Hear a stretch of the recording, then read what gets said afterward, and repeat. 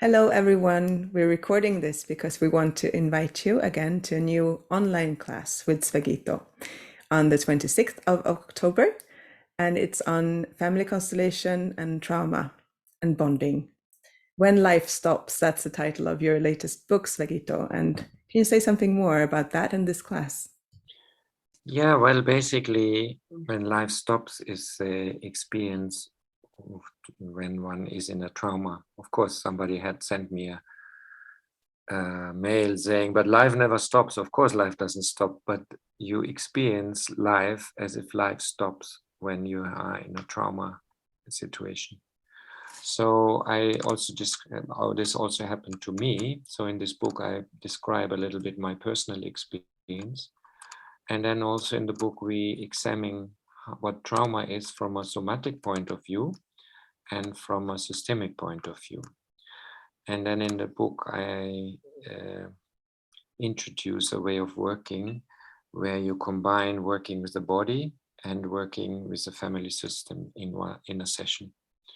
Because when you work with the body, you deal with the energy of trauma that is present in your physical body and physical form.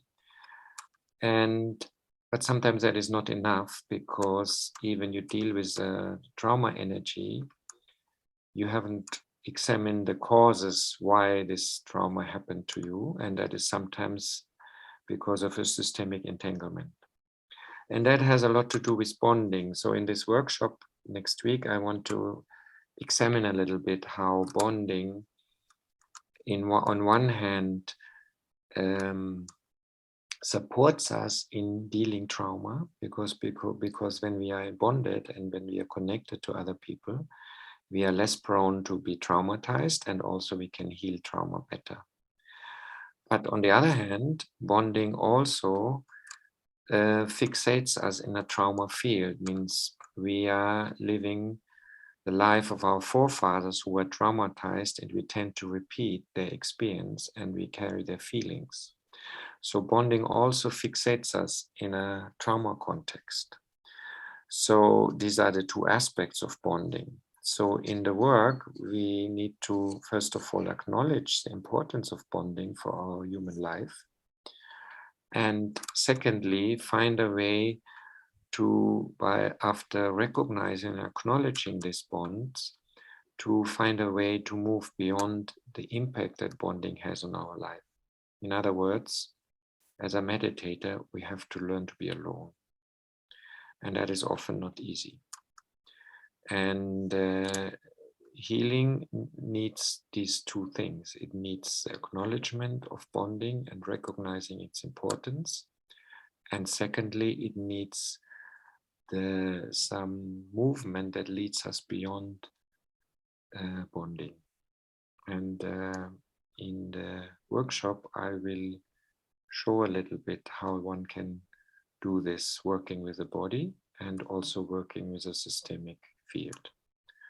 So of course, we can only do a little bit, but I will do some practical work with some people who have a question regarding a trauma experience that either they experienced or somebody in their family. So that is the idea. So what sort of question or problem can people bring to this workshop? Well, trauma basically is when you deal not just with a painful or unpleasant experience, but when you deal with an overwhelming experience. So a trauma really has an element of being overwhelmed, which leads to freeze or dissociation.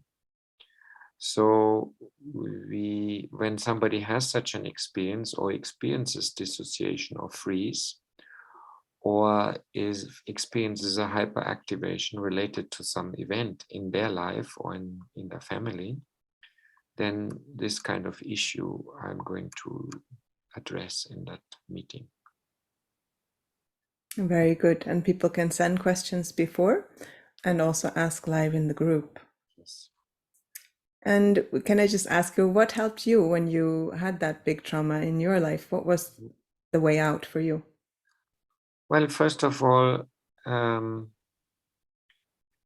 love is the important part, which is feeling loved and being in contact with love in some way is very important. Secondly, to still feel connected to your body and finding a way to say yes to life still.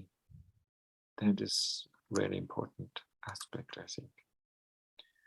And of course, also learning to be a witness to what your body and mind goes through is also important, being less identified with your body and with your mind.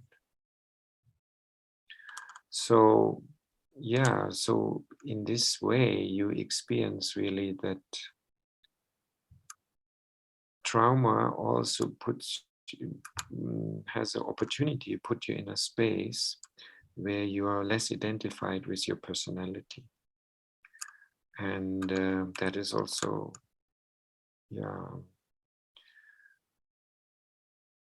you could say positive or learning experience, because we try in so many ways to not be identified with our body and mind, and then suddenly a trauma comes and suddenly you notice that you're not your body and not your mind. And did that stay with you also after processing? Well, a little bit, but then of course you lose it again also. Well, I look forward very much to this opportunity to explore more together with everyone who wants to join. So welcome on Wednesday. Thank you, Kandra. See you. Look forward to meet you.